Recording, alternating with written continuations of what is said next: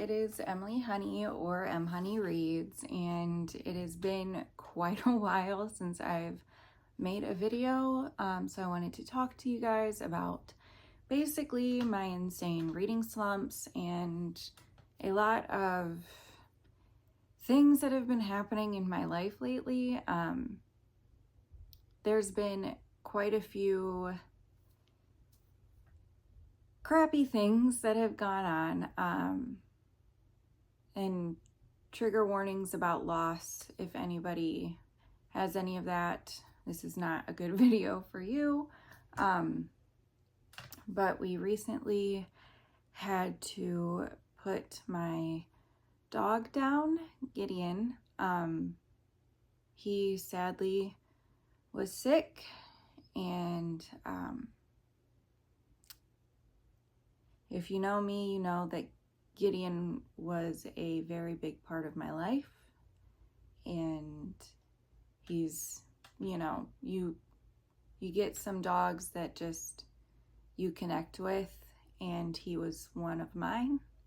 So that has been weighing on me pretty heavily. And then I am waiting for a call any day. My dad is in hospice, and his organs have been shutting down due to, again, trigger warnings.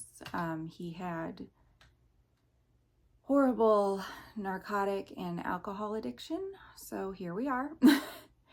And I'm one of those people who uses humor as a coping mechanism as well, so I hope you guys don't think that I'm some crazy psycho. Probably am, but it's been a lot, one thing on top of the other. So that has definitely put a bit of a damper on my reading time and ability, and even just feeling like I want to. And it's just, I want that escape that reading gives. I want to have that. I want to have all of that, take me into a whole new world situation. And I'm able to get that a bit, but I don't know about you guys. When I'm going through a hard time, I really I need comfort, and comfort for me is books that I've read before, books that I know how it's going to go. There's that comfort in knowing what the ending is going to be, I guess. And when life seems out of control and like you can't find a good way to navigate it, knowing the outcome of the book and having that has created a huge comfort level for me. And of course I pick a huge long book, and I pick a horror book because, if you know me, horror is a very big part of comfort for me. Again, I know it sounds crazy. I use humor as a coping mechanism for all sorts of sad, horrible, tragic things, and horror is another one of my comforts. I don't know what's going on with me. It's just how I work. So I've been listening to the audiobook of It again. It's one of those books that does give me comfort. It's long, so I don't have to worry about it ending super quickly. I don't know if you guys have ever read it or listened to it, which is the same thing, by the way. I just want to point out, I'm just saying that the listening time of the book is about 46 hours. So I listened to it at 4. Again, work with me, my brain is off.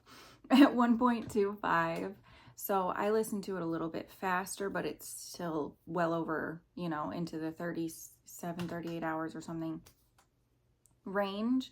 And I've got about 20 hours or something left. And it's just, basically just coming on here to share that my life has been hard, chaotic, sad, and rough, and telling you how books And reading can help with stuff like that if you're going through similar situations. So that's my suggestion, is reading a book that you know you love, a book that can offer you that comfort, because it's hard when your entire world is unpredictable and falling apart. So that is that. Let's see.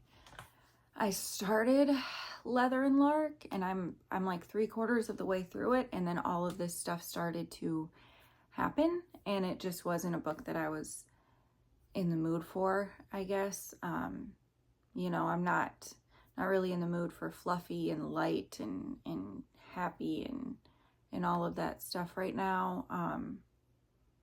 And yeah, it's really doing the trick for me. It's nice to have that going. And what's really great about audiobooks is being able to really just let your mind escape into that world, but being able to do other things as well. Like, without listening to it and having this audiobook, I don't know where I'd be as far as cleaning and doing things around the house. I mean, it's just when I get into these sort of states where there's too much going on and where I've just got a lot of emotional distress happening, it's hard for me to find motivation. But audiobooks and finding the right one, I mean, I'll sit there and I'll look for an excuse to listen to my audiobook. So I'll say, you know what, I'm going to deep clean the fridge, or I'm going to clean out the cabinets, or clean the bathroom, or deep clean this, or do the laundry. And it gives me the motivation to do these sorts of things. And again, it's just what works for me, but I'm hoping that maybe somebody else will see this video and hear about how it helps me, and it'll help you as well. Even if it's just one of you, that's, you know, I'll feel grateful. And, you know, it'll be wonderful if I can help at least one person. So yeah, sorry that it's a bit of a sad video, a bit of a dark video. Again, I will put in the caption, like, trigger warnings, and then I will, at the beginning of the video, put like the time in which you can skip to and all that, but you'll know that because it'll already be there by the time I do it. So yeah, I'm sorry that it couldn't be more happy. Hopefully soon I'm able to come back and take a few more deep breaths. And I think once everything is finalized and after a little bit of time, you know, everything will be okay. And I know it will. It's just the way life is sometimes, you know. Good stuff, bad stuff, it all happens, and you gotta live with it and roll with it and find a way to deal with it. So I hope that everybody else is having wonderful reading months. I hope that June and July have been phenomenal for you, and that all of your reads are just off the charts. If you have any suggestions, if you've been through something like this and found good ways for help and stuff like that, drop comments.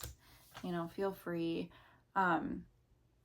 If you know, have any questions, feel free to ask. I'm pretty open about talking about things. And yeah, so I appreciate every single one of you. Thank you for watching this. If you did, I know again that it was kind of dark, but I appreciate every single one of you, and I love you guys so much.